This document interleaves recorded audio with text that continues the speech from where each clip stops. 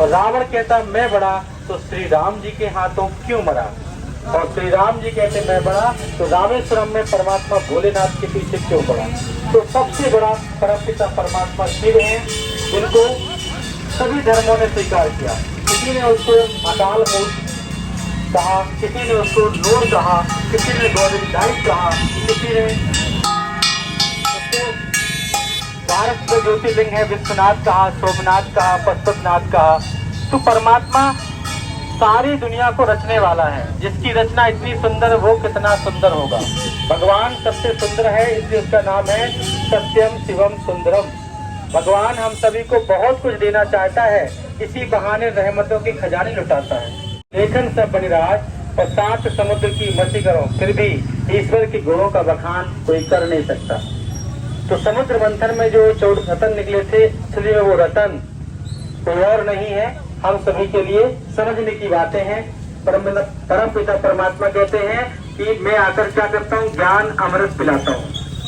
तो ज्ञान अमृत पीने के बाद इंसानियत आ जाती है, और जब इंसानियत आ जाती है तो हमारे द्वारा श्रेष्ठ कर्म होते हैं। तो परमात्मा कहते हैं देवासुर संग्राम का मतलब होता है हम सभी के अंदर अच्छाई भी है और बुराई भी है। तो हमें अपनी बुराई को पहचान कर खत्म करना है, दूसरों में अच्छाई देखनी है, खुद के अंदर की कमी देखनी है, और क्या करना है, उसको निकालना है, गुणों को धारण करना है। तो परमात्मा हम सभी को बात बताते हैं कि ब्रह्मा विष्णु शंकर का पिता हूँ। ब्रह्मा के द्वारा स्थापना हो रही है, विष्णु के द्वारा सती दुनिया की पालना। विष्णु को 4 अलंकार दिखाते हैं, शंख चक्र गदा और पद्म। शंख का मतलब होता है ज्ञान रूपी शंख, योग रूपी चक्र, धारणा रूपी गदा और श्रेष्ठ कर्म रूपी कमल। कहते हैं मानव नर ऐसी करनी करे जो नारायण बन जाए, और नारी ऐसी करनी करे जो लक्ष्मी पाए। तो विजय की माला तब गले में पड़ेगी जब हम मेहनत करेंगे, पढ़ाई करेंगे। बिना करे किसी को कोई फल प्राप्ति नहीं होती है। इसलिए कहते हैं यदा यदा जन्मस्य विनाश भवति भारता अभ्युत्थानम अधर्मस्य संभवामि योगी योगी। तो 2 युगों के बीच में जो समय होता है उसको कहते हैं पुरुषोत्तम संगम। उस समय परमात्मा आते हैं।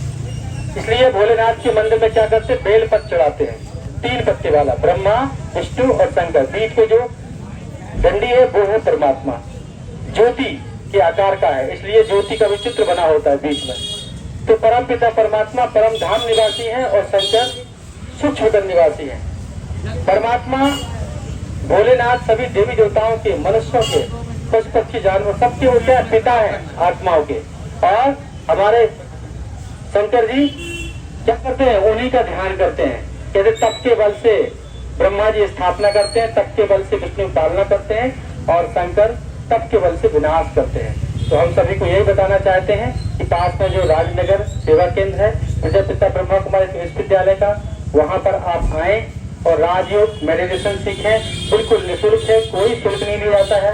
तनाव से तन तार होता है, जब तनाव बार बार करते हैं तो हर बार होता है। तो आप तनाव को मिटाना चाहते हैं, बीमारी दूर करना चाहते हैं, तो परम पिता परमात्मा की प्रजापिता ब्रह्मा कुमारी सेवा केंद्र पर आए और अपने जीवन में सुख शांति लाए। ओम शांति।